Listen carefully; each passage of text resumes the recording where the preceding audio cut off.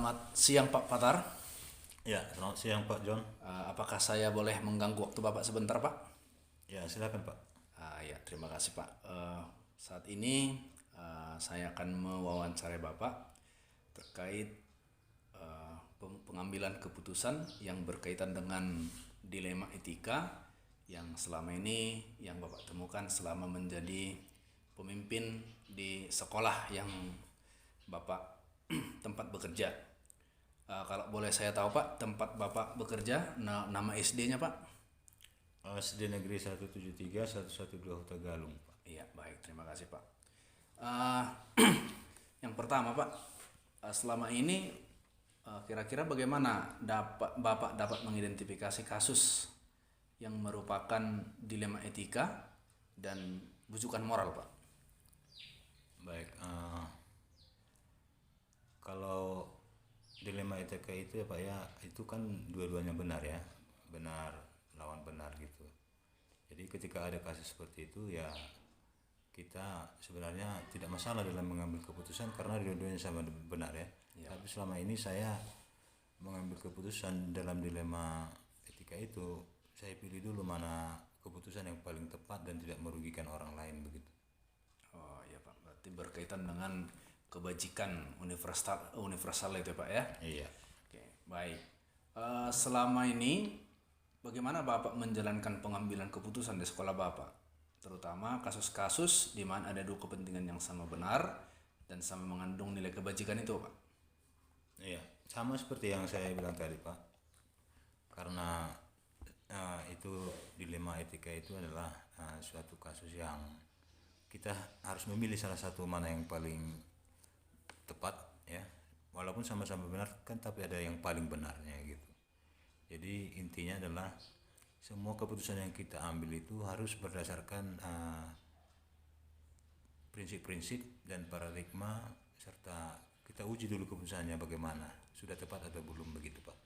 Baik Pak. Untuk menentukan itu Pak, kira-kira langkah-langkah apa yang biasanya Bapak lakukan Pak? Ya, pertama saya pelajari dulu kasusnya Pak. Kemudian nanti kita cari solusinya, mana alternatif yang terbaik untuk memecahkan masalah tersebut. Kita uji dulu kebenarannya. Baru nanti setelah itu bersama rekan-rekan guru yang lain kita diskusikan mana keputusan yang paling tepat yang bisa kita ambil. Baik Pak. Biasanya yang efektif yang menurut Bapak kira-kira apa Pak?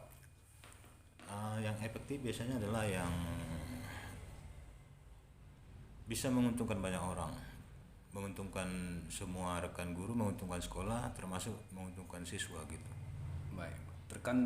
Terkait kasus-kasus dilema etika ini Pak, kira-kira pasti ada tantangan Pak ya.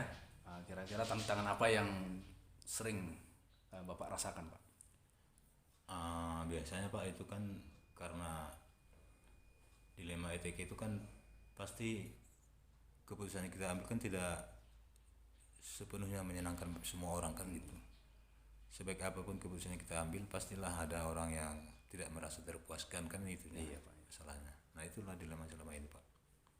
Baik. Apakah pernah Bapak menentukan misalnya jadwal-jadwal tertentu untuk penyelesaian kasus dilema etikanya Pak? Atau langsung menyelesaikannya saat Bapak melihat, Bapak merasakan langsung menyelesaikannya di tempat, atau bagaimana prosedurnya yang Bapak buat mengenai penjadwalannya Pak? Iya. Baik, itu kita lihat kasusnya dulu Pak. Kalau memang kasus tersebut bisa kita selesaikan di tempat dan pada hari itu juga ya kita selesaikan. Tapi kalau memang butuh dijadwalkan, kita jadwalkan begitu Pak biasanya. Baik Pak. Faktor-faktor apa yang selama ini Pak yang bisa mempermudah atau membantu Bapak dalam pengambilan keputusan itu Pak? Ya, pertama ya faktor pengalaman ya. Kemudian faktor daripada kita sering membaca tentang manajemen ya. Iya. Apalagi manajemen kepemimpinan, jadi itu sangat membantu kita mengambil keputusan. Kemudian ada juga faktor dari rekan-rekan kita gitu. Nah, oke Pak. Dari semua yang Bapak sampaikan tadi, dari identifikasi kasusnya yang berhubungan dengan dilema etika, prosedurnya, prinsip-prinsipnya, dan juga tantangan, kira-kira pembelajaran apa yang bisa Bapak petik dari pengambilan keputusan yang berhubungan dilema etika, Pak? Ya, intinya adalah dalam kasus-kasus dilema etika ini, walaupun kadang-kadang keputusan yang kita ambil itu sama-sama benar ya, tetapi kan kita harus memikirkan dulu mana kebenaran yang harus diutamakan begitu.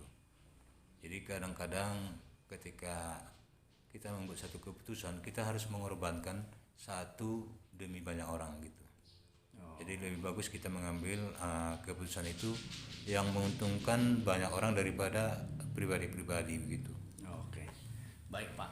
Terima kasih atas waktu Bapak yang sudah bersedia memberikan jawaban terkait pengalaman Bapak yang pengambilan keputusan yang berkaitan dengan dilema etika. Terima kasih Pak atas waktunya. Oke Pak, sama-sama Pak. Selamat siang Pak. Selamat siang Pak.